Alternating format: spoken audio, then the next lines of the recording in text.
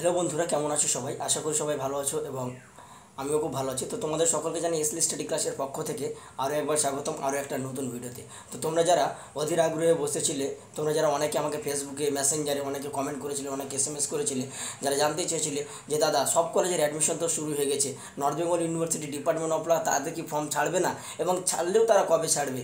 তো আজকে আমি সুশান্ত চলে এসেছি এই সমস্ত তোমাদের সমস্ত প্রশ্নের উত্তর নিয়ে।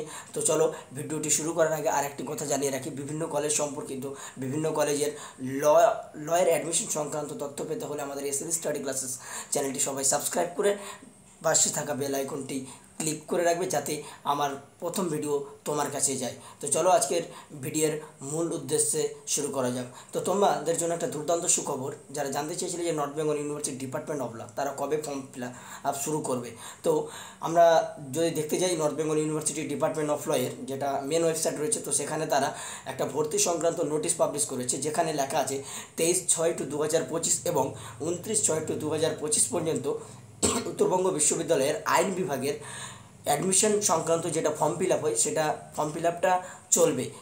আর একবার তারিখটা মনে করে দিই, 23/6/2025 টু 29/6/2025 পর্যন্ত University of North Bengal Department of Law এর অ্যাডমিশন ফর্ম ফিল আপ চলবে। তো অ্যাডমিশন ফর্ম ফিল আপের জন্য 500 টাকা করে দিতে হবে এবং যারা এসসি এসটি এবং পিডাব্লিউডি ক্যাটাগরির মধ্যে রয়েছে তো তাদেরকে অ্যাডমিশন ফর্ম ফিল আপের জন্য 200 টাকা করে দিতে হবে। এবং আমি আরও একটা নতুন ভিডিওতে উত্তরবঙ্গ বিশ্ববিদ্যালয়ের যেটা ল পড়ার জন্য যে যোগ্যতাটা লাগে, মিনিমাম যোগ্যতাটা লাগে, কত পার্সেন্টেজ লাগে এবং কি কি যোগ্যতা লাগে, যে তার বয়স লিমিট কত, এজ বার কত, আমি সমস্ত কিছু আর একটা নতুন ভিডিওতে আমি আলোচনা করব।